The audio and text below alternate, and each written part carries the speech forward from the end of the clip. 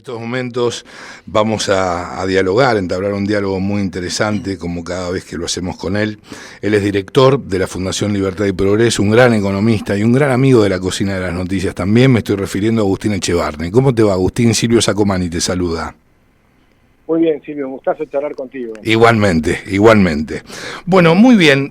Obviamente, en primer lugar, quiero conocer tu análisis en este año de gobierno de Javier Milei, en relación obviamente a lo económico.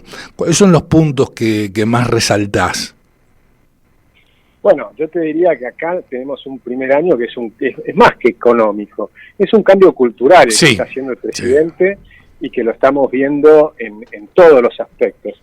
Te diría, si lo empezamos por lo económico, lo esencial es que volvimos a buscar el sentido común, a utilizar el sentido común y salir de un esquema que nos llevaba a la quiebra del país permanente con crisis sucesivas.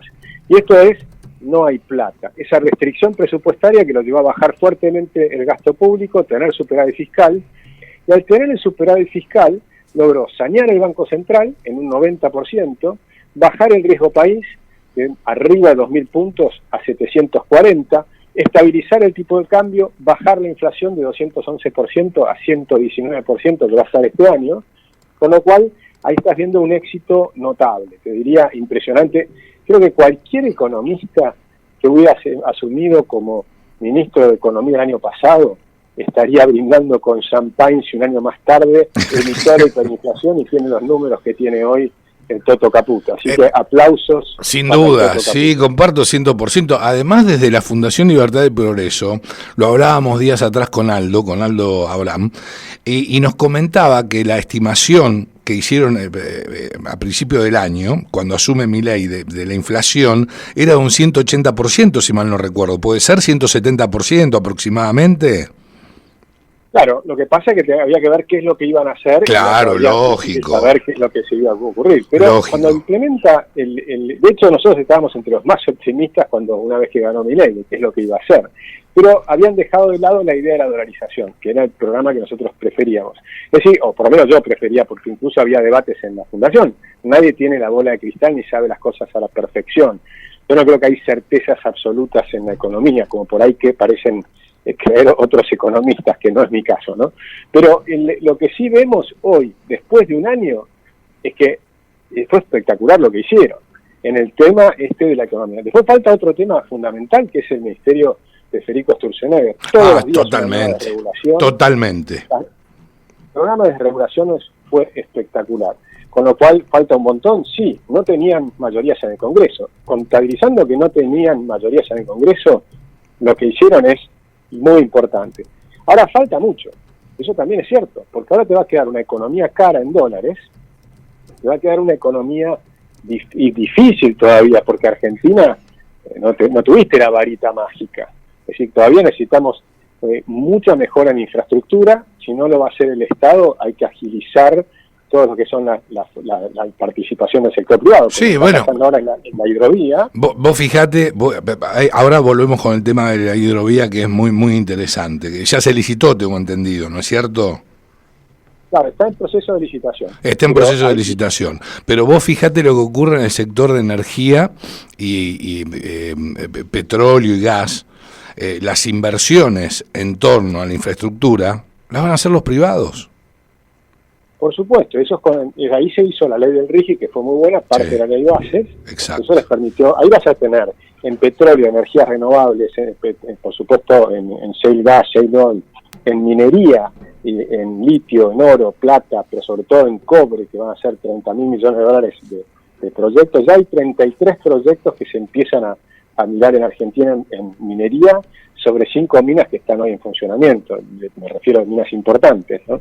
Con lo cual, ahí tenés un crecimiento espectacular por delante. Pero si querés, vamos un poco a lo que falta. Dale. Me parece que es importante ver el programa hacia adelante. Yo te diría, de lo que pasó, en la parte que a mí no me gusta fue la nominación del hijo, se lo he dicho muchas veces. Sí, creo obviamente. Que es importante mencionarlo, porque para mí la justicia es parte del tema. Después, hay temas que van a ir para adelante, que todavía ni empezaron para mí, que son las reformas profundas en salud, en educación, la reforma de pensiones, falta la reforma de la coparticipación federal, o sea, faltan un montón de cosas, ¿no? Y eso va a venir más adelante. Pero en cuanto a la economía, el problema es que te queda una economía cara en dólares porque eliminaste la devaluación como mecanismo de ganar competitividad. Pues acá, cada vez que había, como no solucionabas ningún problema, lo solucionabas devaluando. Pero devaluando es bajar salarios. Pues una vez que sí, yo no bajo más salario, yo no devalúo más, tengo moneda sana y vamos a tener moneda sana por los próximos 30 años. Si es así, y no vamos a devaluar en los próximos 30 años, entonces, muchachos, pongámonos a ver cómo hacemos para que la Argentina sea competitiva, pero con salarios altos. Claro, ese es el desafío. Ser competitivo con salarios altos, como Alemania, ¿no? Como Estados Unidos, como Japón. Competitivos con salarios altos. ¿Qué nos falta? Bajar impuestos, seguir desregulando, mejorar la infraestructura para bajar los costos, y eso es de las puertas de la empresa para afuera. Y de las puertas de la empresa para adentro, bueno, muchachos, acá hay que pensar que en esta Argentina no vas a poder, en una Argentina que se va a abrir al mundo, que va a competir, no vas a poder seguir haciendo lo mismo que tus abuelos. Acá el que no innova, el que no invierte, el que no hace las cosas bien en el sector industrial, y va a desaparecer, y van a aparecer probablemente sus hijos o nietos, que van a ser empresas nuevas y competitivas. Claro, nuevos jugadores, claro, por supuesto. Fíjate, por ejemplo, el sector textil, para mencionar uno álgido, complicado, duro, difícil, donde trabaja mucha gente. ¿Cómo haces en un país con altos salarios para competir contra salarios bajos de China, de Indonesia, ¿no? De Pakistán? ¿Cómo vamos a hacer? Bueno, tenemos que mirar cómo hizo Europa. Europa tiene unos actores en el sector textil muy competitivos, pero porque tienen un agregado diferencial de alta calidad, que es el diseño. Entonces tenés los colores de Benetton, ¿no? Recordemos de hace ya 20 años, cómo se usó esa marca en el mundo entero, desde Italia, una Italia con altos salarios. Y ahora tenemos un ejemplo nuevo, un hombre que llegó a ser el más rico del mundo, que es el dueño de Zara, de la cadena de ropa Zara. Pero ¿cómo hizo? Innovó, cambió la forma de vender ropa, y empezó a hacer que la moda sea todos los meses, y no que había una moda por año, no. Él empezó a diseñar diseños espectaculares de alta calidad a bajo precio. A bajo precio, entonces, exactamente. Y empezó a competir con eso, y mudó tal vez sus talleres a la China o a algún lugar afuera, pero generó un montón de crecimiento en términos de diseño y de valor agregado. Ahora, Agustín, sí, continúa, por favor. No, pero digo que es eso, que no hay sectores que si no se reforman, no van a poder continuar. Bueno, mira, vas a tener otros sectores que van a crecer mucho. Yo te voy a poner un ejemplo y voy a nombrar la marca y me hago cargo. Cardón es una marca argentina, ¿estamos de acuerdo? Hace cosa de 2 años aproximadamente, fui para comprar una camisa, vi una camisa blanca, hermosa, a guita de hoy, 500.000 pesos. ¿Ok? Claro, imposible. Bueno, no te miento, 500.000 pesos. Digo, tomá, quédate tranquilo. Se la dejo, pero ¿sabés qué pasó a los 3 meses? Una oferta de 2 por 1. Entonces, ¿cómo es el tema? ¿Cómo? No tiene que ver con lo impositivo nada más. Pero sigue siendo cara, 250.000. Ya lo sé, pero digo, con 500.000 te estaban matando. Totalmente. Y bueno, pero eso yo no le echo todas las culpas a los empresarios. Simplemente lo que les digo, al contrario, les digo, haber sobrevivido en Argentina siendo empresario significa que sos un fenómeno. Sos un héroe total. Entonces yo no es que las estoy criticando, simplemente lo que estoy diciendo es, muchachos, la cosa cambió. Argentina va a ser distinta. Lo que hiciste antes, ahora no te va a salvar. Antes tomabas créditos al 60% anual con una inflación del 211%, entonces te regalaban la plata. Olvídate, eso se acabó. Va a haber crédito, pero con tasa de interés real. ¿Sí? Entonces no te van a regalar la plata. Tampoco te va a salvar la inflación y tampoco te va a salvar la devaluación. Por lo tanto, empezá a pedir al gobierno que baje impuestos, perfecto. Pedirle que desregule, perfecto. De hecho, Sturzenegger que tiene un sitio donde te dice, decime qué es lo que te está molestando en las regulaciones del Estado y las corregimos. Sí, entonces, metete en el sitio, fíjate qué es lo que podemos mejorar, eliminemos todos los trámites inútiles, la BTV, el grabado de cristales, el grabado de autopartes, no sé, todo lo que se te ocurra que hay que eliminar, eliminemos todas esas cosas porque Argentina tiene que ser competitiva. Ya para bajar los costos de todos, de todas las personas y de todas las empresas. No, y eso se hace competitivo y abrimos la economía y vamos al Tratado de Libre Comercio con Europa y Mercosur. Es decir, viene otra Argentina distinta. Vamos a crecer a un 5% anual, pero ojo, porque no todos los sectores van a crecer igual y va a haber sectores que van a tener que empezar a competir con salarios altos, y eso es complicado. Seguro. Cuando yo me refería al sector textil, a ver, vos sabés que yo soy pro empresa, eso lo tenés clarísimo, ¿sí? El único sector que genera, que hace traccionar la economía es el sector privado, punto, no hay más que hablar. Ahora, me olvidé de contarte lo fundamental, tuvo que cerrar ese local de Cardón. Tuvo que cerrar. Bueno, claro. Los textiles, en líneas generales, en la República Argentina, siempre estuvieron acostumbrados, ¿sí?, a remarcar, ¿sí?, de una manera, yo te diría, de magnitud. Siempre comparábamos, Agustín, un jean en la Argentina $150 y en Estados Unidos 60, y vos no le podés adjudicar todos los impuestos. Si bien yo quiero que urgente disminuya, ¿no es cierto? Urgente, de manera urgente, pero no es toda la responsabilidad de los... Claro. Absolutamente, por eso te decía, hay que marcar las cosas que son de las puertas de la empresa para afuera y lo que son de las puertas de la empresa para adentro. Claro, igualmente. Pero ambas cosas tienen que mejorar. Sí. Pero ¿sabés qué es lo bueno? Cuando vos hablaste del cambio cultural que se está dando, el cambio más profundo que veo yo es que la mayoría de la sociedad adoptó de una buena vez por todas la ley de oferta y demanda. No te convalidan cualquier precio, Agustín. No te lo convalidan. Y eso va a continuar porque ahora se termina de eliminar el impuesto país. Eso te va bajando 17,5% los aranceles. Esto era el arancel extra, que lo llamaron impuesto país, pero en realidad era un arancel extra, sí, que pusieron de 17,5%. Pero siguen teniendo aranceles altos. Eso va a seguir bajando. O sea que año a año vamos a ir bajando los aranceles y abriendo más la economía. Se empezó a abrir la economía, pero falta mucho. Y después con el Tratado de Libre Comercio vas a ir eliminando en un montón de sectores los aranceles a cero con Europa. Vas a empezar a competir con Europa. Vas a tener plazos. Algunos sectores van a tener 5, 8, 11 o más años y todavía falta que el tratado se apruebe por los parlamentos. Por los parlamentos, exacto. Pero eso, 5 o 10 años para un país no es nada, Agustín. Exactamente. Eso es lo que te iba a decir. Que acá tenemos que estar pensando a largo plazo. O sea, una vez que empezás a decir, una vez que tenés superávit fiscal, ya no vas a ir a una crisis. Entonces, lo que vamos a tener es un sistema donde va a ser mucho más importante que mires cómo resolvés tus problemas en tu empresa o en tu casa. Porque la Argentina va a estar como vamos ahora, que va a ser una situación difícil, va a seguir creciendo, pero en el bolsillo todavía te aprieta. Entonces, para que te deje de apretar el bolsillo, tenés que innovar, tenés que ser más creativo, tenés que hacer las cosas diferentes, tenés que hacer las cosas mejor. Y antes no tenías ni tiempo para pensar en cómo mejorar, porque tenía que remarcar precios. Claro, entonces, por supuesto. Ahora no, antes el departamento de finanzas de la empresa era el más importante.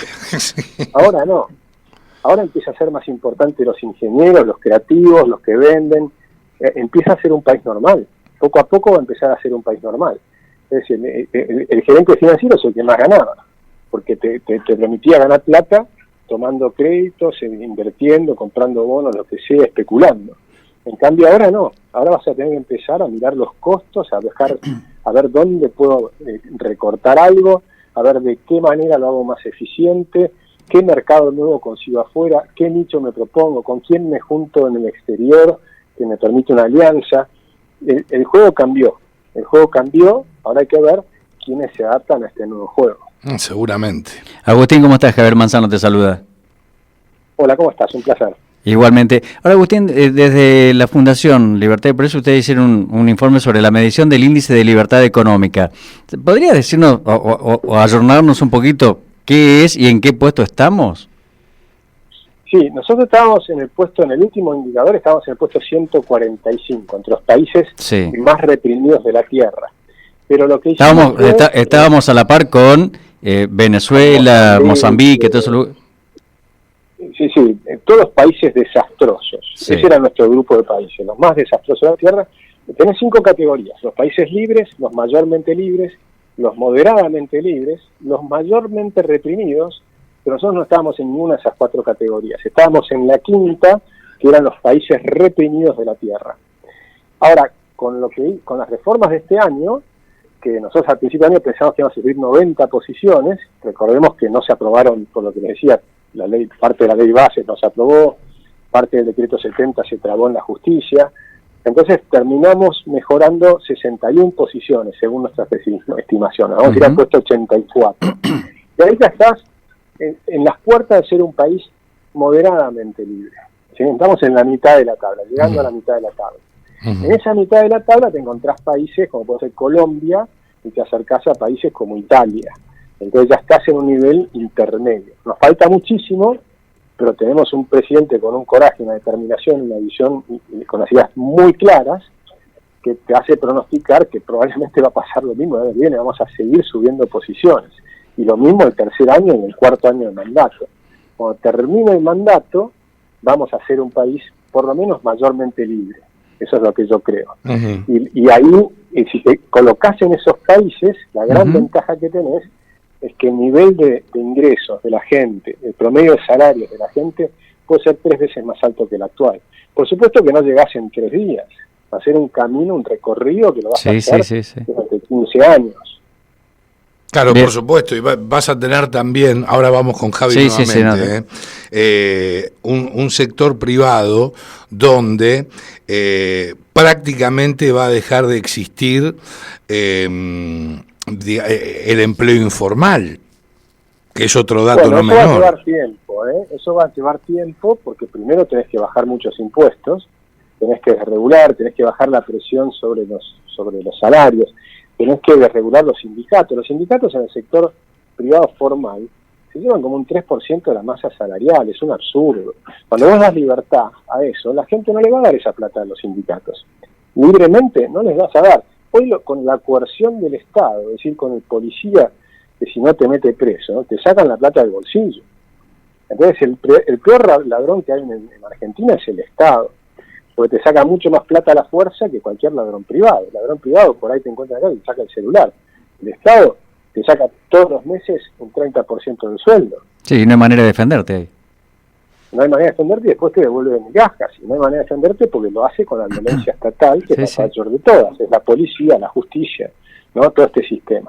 Entonces, eso hay que ir cambiándolo. No va a ser de la noche a la mañana.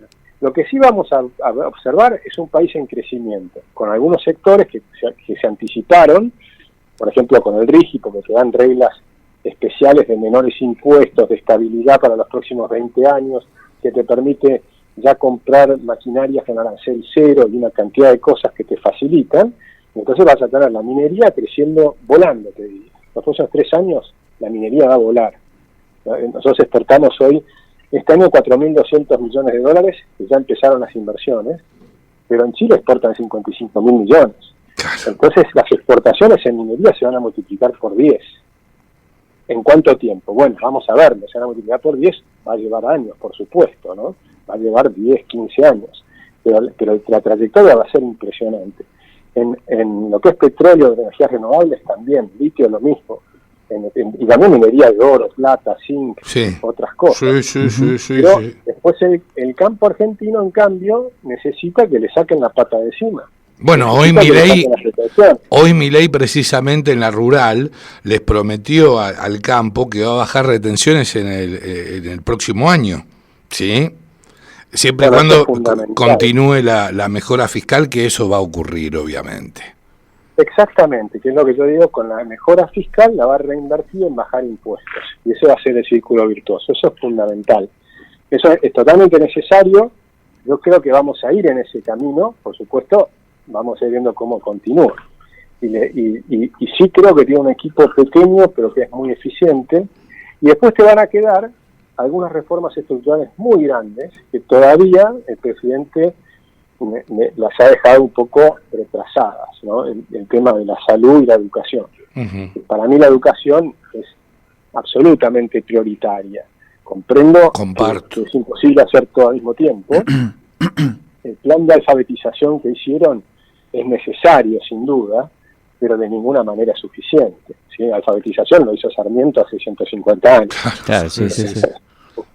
Entonces, hoy tenemos que ver que ahí hay una explosión de cambio tecnológico con la inteligencia artificial que es tan impresionante que daría para estarla entera, ¿no? No lo podemos hablar ahora porque me imagino que no tenemos tanto tiempo, pero... Sí, tenemos todo el tiempo del mundo, ¿eh? Quédate tranquilo, ¿sí? Podemos dialogar el tiempo que sea necesario.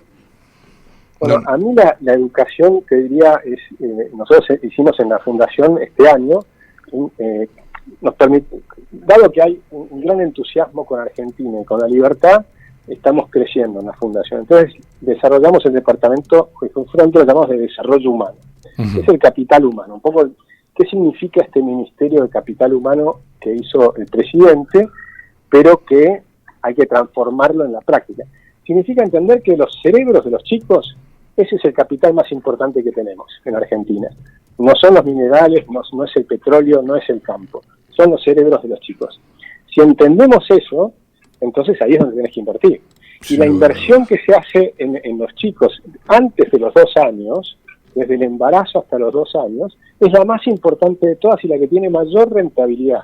Que un premio Nobel que trajimos a Argentina, que James Heckman, lo calcula que puede llegar al 12% anual. Algunas de estas intervenciones que son de bajo costo y altísimo impacto. Claro, se cumple, claro. Vos hablas de esos 2 años porque precisamente los chiquitos bien alimentados, bien nutridos, lo que van a tener es un desarrollo cognitivo fenomenal. Sí, no solo bien alimentados, sino también con estimulación temprana. Exacto, sí, por supuesto, es fundamental. Y eso requiere educar a los padres, y fundamentalmente a las madres. Entonces ahí tenés un tema que eso es clave. Hay trabajos que se han hecho en otros países, en Guatemala, en Jamaica y demás, que muestran que cuando les explicás a las madres, sobre todo cuando algunas madres cercanas a ellas mismas les van explicando el impacto que tienen sobre sus cerebros, uh-huh, algunos cambios de actitudes, las madres cambian rápidamente. Por ejemplo, en Guatemala, típicamente habrán visto las fotos o se han viajado, que tienes a las guatemaltecas que llevan a su niño en la espalda, sí, arropados con un poncho, ¿no? Entonces van colgados en la espalda. Y ahí el niño está perfecto, no tiene riesgos, y está con el calor de su mamá, ¿no? Y está al lado de su mamá. La mamá no lo tiene ni que mirar, sabe que está ahí, está todo confortable, ni si no lloran, no pasa nada. Pero ¿qué pasa? Estimulación cerebral cero. Si lo bajan de ahí, entonces empieza todo un mundo nuevo. Ese niño empieza a gatear, empieza a tener problemas, empieza a ver si mete los dedos en el enchufe o no, o si se traga un escarabajo que está caminando en la tierra, lo que fuera, y todo eso son estimulaciones cerebrales. La mamá está atenta, el diálogo entre el niño y la madre se multiplica por 5, y eso multiplica las conexiones neuronales. Esa estimulación temprana es fundamental. Ese cambio, no hay nada más potente para una guatemalteca que bajar a su niño y tenerlo caminando o gateando al lado. Sí, es real que no solo tiene que ver con la alimentación, es real, la estimulación es fundamental también. Javier te va a consultar, Agustín. Agustín, yo ahora te traigo, te saco de este tema, ¿no? También interesantísimo, te llevo a la economía un poquito más doméstica. Se está pensando justamente en el bimonetarismo, ¿no? En la diaria, ¿no? Dicen, bueno, que se podrían mostrar los precios en dólares y en pesos, ¿no? ¿Vos ves factible esa posibilidad, ¿no? De que se manejen en la diaria las dos monedas? Sí, por supuesto, eso es factible. Y en algunos sectores ya está ocurriendo hace tiempo. En realidad ya ocurre hace tiempo en toda operación grande. Si vos compras una casa, un auto, eso generalmente se hace o en dólares o en pesos, pero muchas veces en dólares. Ni que hablar que hay una parte grande de la economía en Argentina que se maneja en dólares y en negro. Entonces el gran desafío es que eso se haga en blanco.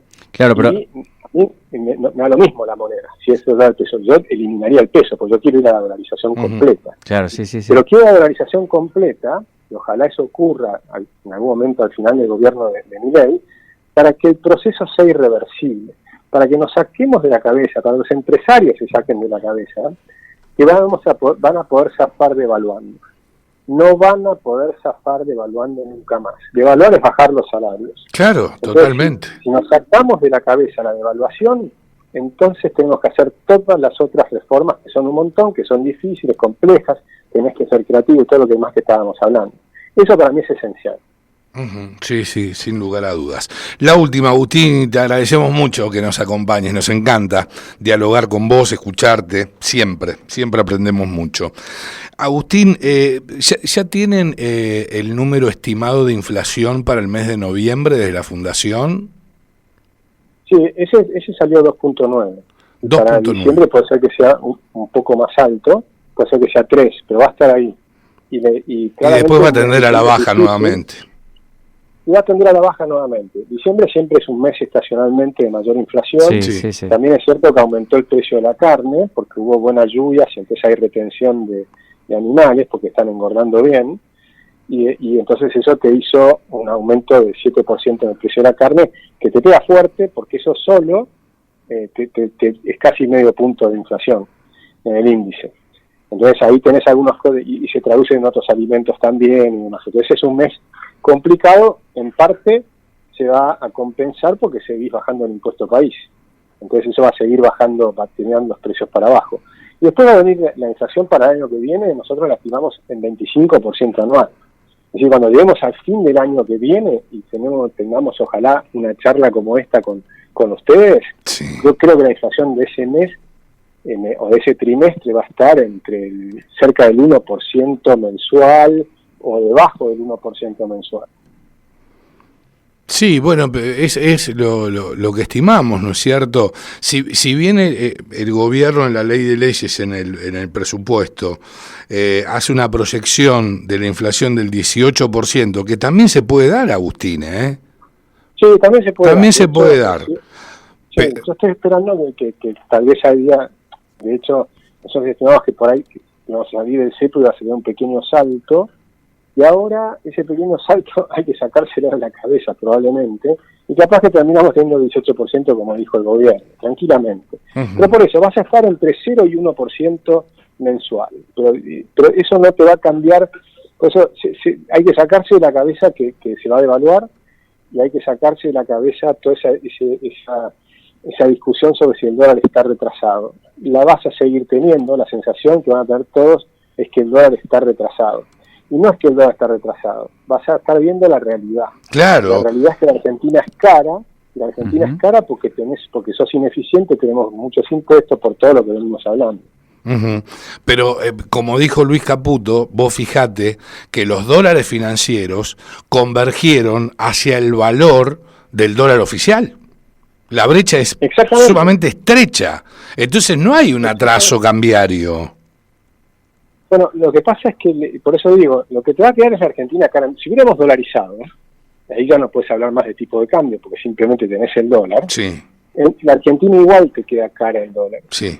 Pero por eso digo, te queda cara en dólares porque no existe más la salida fácil de bajar salarios. Entonces vos tenés que hacer cosas, tenés que desregular, tenés que mejorar las condiciones de las reglas laborales para dar más flexibilidad. Va a haber sectores que van a poder pagar mayores salarios y otros sectores que no van a poder pagar tantos salarios y van a tener que bajar sueldos. Puede pasar. Hay sectores que, como los camioneros, por ejemplo, tienen que están muy adelante de otros.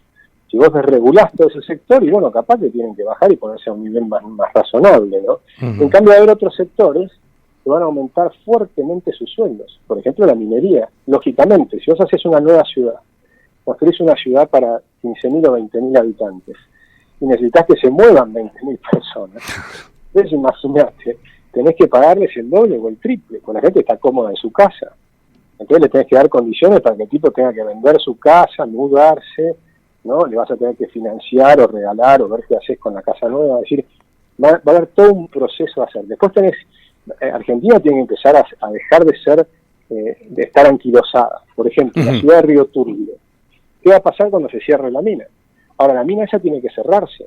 Y en vez de cerrar la mina, los gobiernos anteriores le seguían poniendo cosas para ver si la hacían rentable y por supuesto sabían que era imposible y cada vez era peor, y allí era una planta de producción de energía con el carbón no servía, no se dieron cuenta. Sí, pero había un negociado fenomenal ahí, Agustín. Exactamente, pero metiste 20.000 personas. Claro, era el lugar lógico. Exacto, pero tenés 20.000 personas en un lugar que dependen de una mina que hay que cerrarla. Entonces esa gente va a tener que irse a otro lugar, a donde haya una mina que sirva, una mina de cobre, una mina que le permita a la Argentina seguir creciendo y demás. Es decir, Argentina tiene que dejar de hacer fantasías inútiles y curros, y empezar a regirse por las leyes del mercado, y hacer lo que conviene hacer, y no lo que se le ocurra al ministro o al político pensando en los votos, porque los políticos piensan en los votos. Esa mina que se mantiene abierta, esa planta de energía en ese lugar ridículo que además había que hacerle el gasoducto y después la línea de alta tensión, todas inversiones ridículas, bueno, todo eso la ley de mercado te diría no se hace, pero la ley de los políticos te diría sí se hace. ¿Por qué? Porque consigo votos. ¿Se entiende? Sí, por supuesto, eso es populismo puro. Eso es populismo. Puro. Y cambiar todo eso no es sencillo, porque les tenés que dar tiempo para que se reacomoden. Yo, por ejemplo, iría sacando, no sé, 15-20% de los empleados por año, ya que sepan que eso va a desaparecer, que empiecen a buscar otros trabajos. Sí, comparto, 100%. Agustín, un gusto enorme. Muchísimas gracias, y si no tenemos la posibilidad de dialogar nuevamente aquí al aire, te deseamos unas muy felices fiestas. Igualmente, muy felices fiestas para ustedes. Un gran abrazo. Un placer. Hasta luego. Chao. Adiós. Lo escuchabas a Agustín Echevarne, economista y a su vez director de la Fundación Libertad y